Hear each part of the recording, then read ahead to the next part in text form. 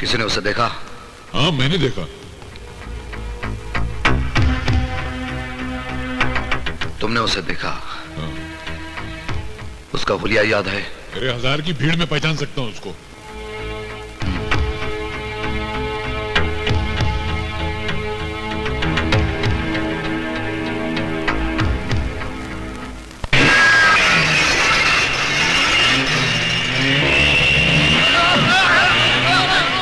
अरे भैया रोको रोको। अरे भैया मोटरसाइकिल सवारो, मेरे घर को हाईवे समझकर घुसे चले आ रही हो। रोको भैया, इन्हें रोको। अरे भैया, अबे बजरंग रोक रोक। रुक जाओ। अरे रोको रोको रोको रोको रोको रुको रुको रोको रोको रोको। अबे रुक जाओ। खिलाड़ियों, अरे भैया कौन सी टीम के हो तुम लोग? कौन सी टीम के हो?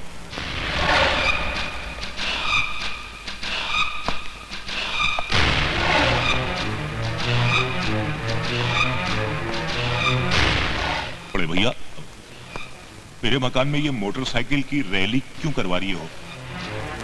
मैंने तुमसे कहा था ना भुजंग, मुझे दोबारा अपने अंधेर गर्दी के अड्डे पर उजाला करने का मौका मत दो। बड़े भैया, भले मेरा घर फूंक दो, मेरे इस मकान को मकबरा बना दो, लेकिन भैया मेरा कसूर तो बताओ। विजय पर हमला। विजय? वो कॉलेज स्टूडेंट? अब भुजंग इतना बड़ा खलीफा नहीं है कि आपकी खिलाफत करवा सके और उस विजय पर हमला करा सके जिस पर आपकी खास मेहरबानी है। बड़े भैया, मेरे घर की वो खिड़की जो कॉलेज की दिशा में खुलती है ना, मैंने तो वो भी बंद करवा दी, आपकी कसम। उस हमले का मेरे पास चश्मदीद गवाह है। अपने आदमियों से कहो कि सीधी लाइन बनाकर मेरे सामने खड़े हो जाए। चलो उठो उठो उठो उठो, बड़े भैया के सामने लाइन लगाओ, खड़े हो जाओ, शाबाश, खड़े हो जाओ, लाइन लाइन लाइन। हाँ राजाराम जी। जी साहब। इनमें से कोई था?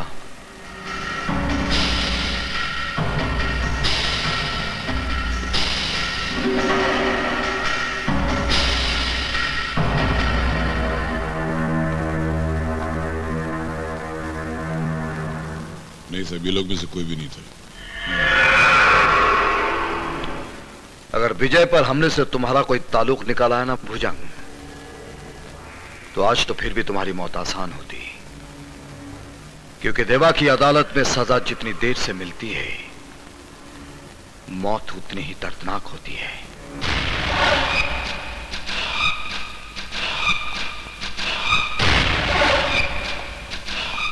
घबराइए मत माँ जी, डॉक्टर ने कहा है ना सब ठीक हो जाएगा। चिंता करने की कोई बात नहीं है। माँ जी प्लीज धीरज रखिए।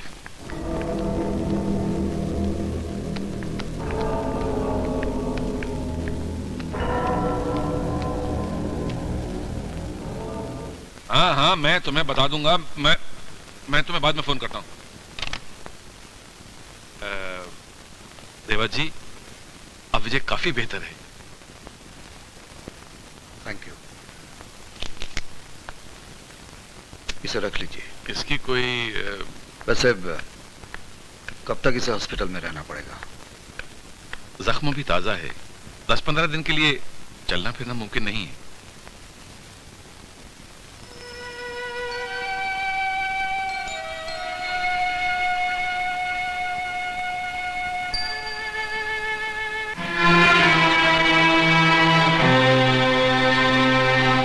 ये देवा यहाँ क्या कर रहा है? देवा नहीं है, देवता है। इसके कारण तो तेरी जिंदगी बची है यार। इसकी वजह से? हाँ? विजय, नहीं, विजय! नहीं कराने मुझे अपना इलाज।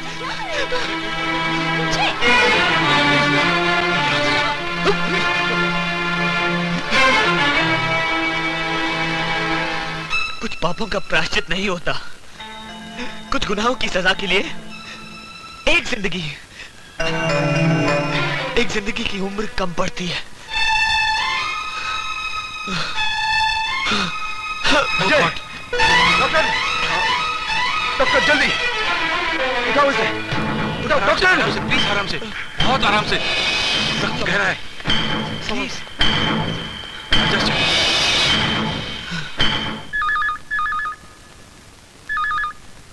हेलो देवा जी, मैं राजाराम बोल रहा हूँ।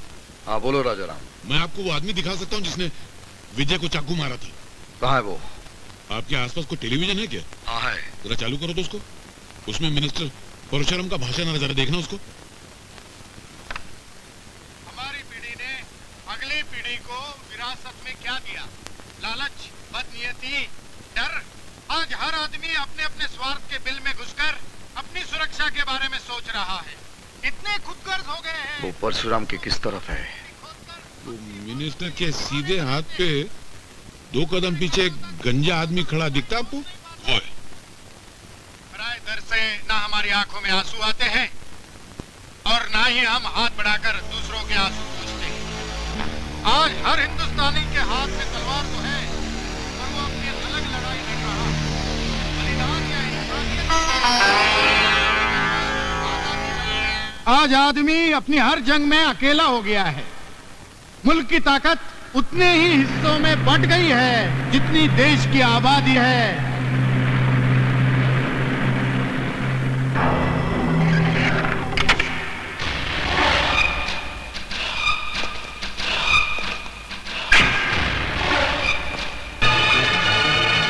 आज हम इतने कमजोर हो गए हैं कि कोई भी आकर हमारी हस्ती पर कब्जा कर सकता है।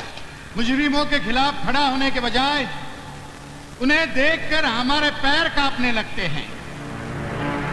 यही वजह है कि गली गली, मोहल्ला मोहल्ला, सड़क सड़क, शहर शहर ये नए नए असामाजिक तत्व पनप रहे हैं। कानून और व्यवस्था पर कुंडली जमा कर बैठ गए हैं। ये दादा लोग हाथ में हथियार थामकर आवाम पर हावी हो रहे हैं।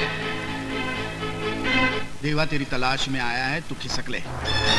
हाँ तो मैं क्या कह रहा था कि सरकार इसमें कुछ नहीं कर सकती। ये जंग आप लोगों को खुद लड़नी होगी।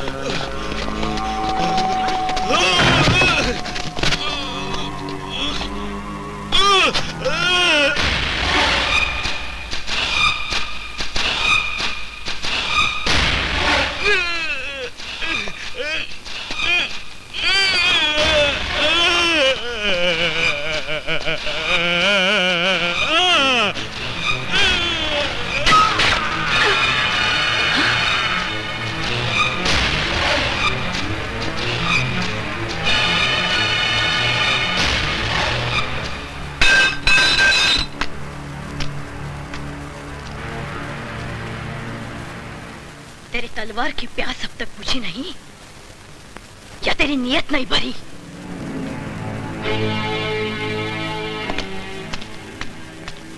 ए बहन, मुंह खोलने से पहले कुछ सोचना चाहिए। जानती नहीं वो कौन है? मुझसे ज्यादा इसे और कौन जान सकता है? ये मेरे पति का कातिल है।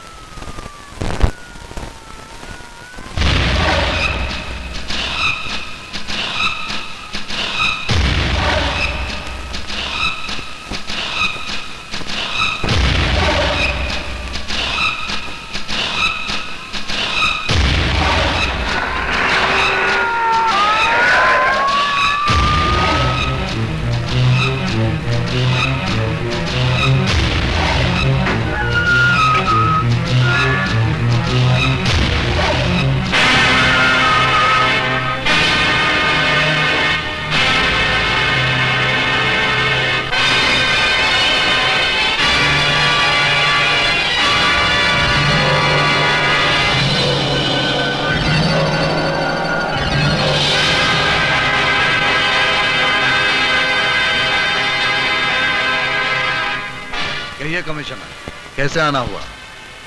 तुम्हें वार्न करने। तुम अपने जुर्मों का साम्राज्य बंद कर दो, वरना जिन रास्तों पर तुम्हारा साम्राज्य चलता है उन्हें वीरान कर दूंगा मैं। जो खुद वीरानों में जिंदगी गुजारते हों उसे वीराने की धमकी मत दो कमिश्नर।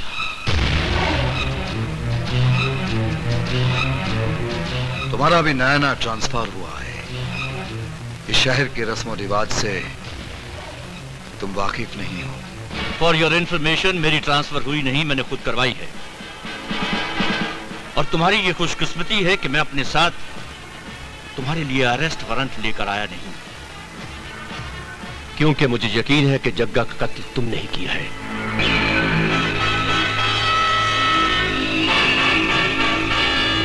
तो फिर गिरफ्तारी में देरी क्यों?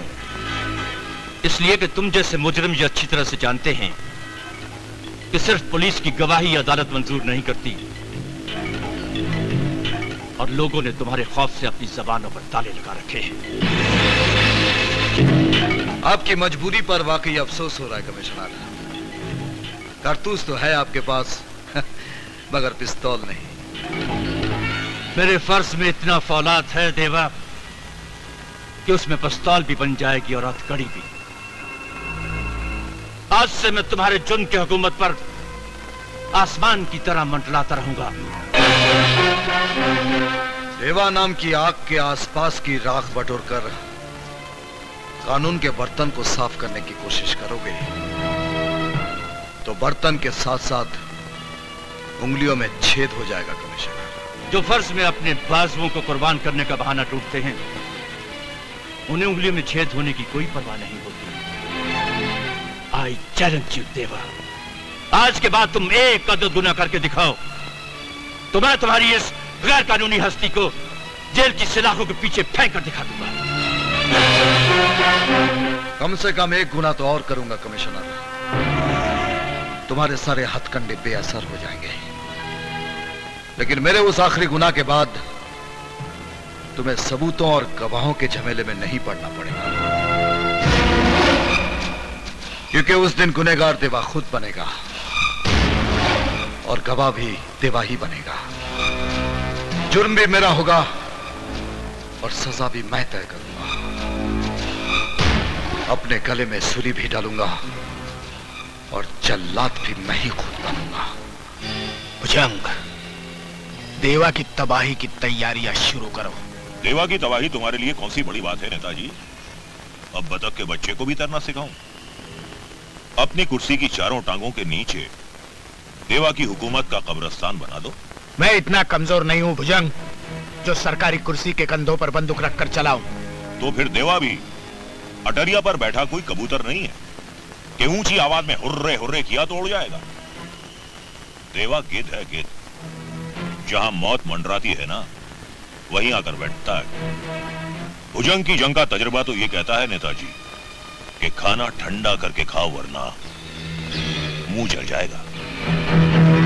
क्या मतलब? मतलब ये कि देवा के किले में सुराख ढूंढकर वहीं से दीवार तोड़ना शुरू करो। देवा ने जब जग्गा का कत्ल सब्जी मंडी में किया तो सामने विजय की मां पड़ गई और उसने देवा पर यह इल्जाम लगाया कि वही उसके पति का कातिल है। देवा अगर विजय के बाप का कातिल है तो विजय के बारे में इतनी हमदर्दी क्यों जताता है? यही बात तो मेरी शैतानी खोपड़ी सोचने पर मजबूर हो गई है। कोई ना कोई जायज या नाजायज रिश्ता है इनके बीच। अगर रिश्ते का पता चल जाए तो उस रिश्ते की डोर से बड़े प्यार से खेला जा सकता है।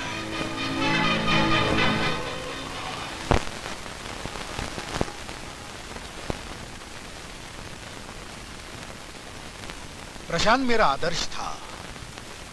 जब उसकी हत्या हुई तब मैं यहाँ नहीं था, वरना उस कातिल को कानून से ऐसी सजा दिलवाता कि अदालत भी थर्रा उठती। आपके कानून ने उस कातिल को कितनी सजा दी है? 14-15 साल की, जिसे भोग कर आज वो माफिया डॉन देवा बना है। लेकिन बहन जी, लोगों में चर्चा है कि देवा विजय को अपनी परछाई बनाता जा रहा है। देखिए, मैं विजय को लोगों से ज्यादा जानती हूँ। मैंने विजय को बचपन से दूध कम और देवा नाम का जहर ज्यादा पिलाया है। तो फिर देवा विजय के मामलात में दखल क्यों देता है? शायद प्रायश्चित कर रहा हूँ।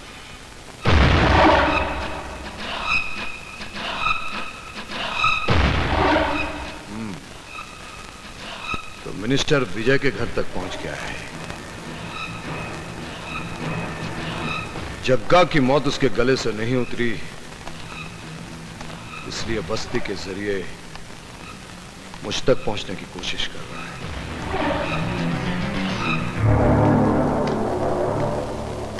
नेताजी, आपकी ये सियासी चालें हमारे मोटे दिमाग में नहीं आती।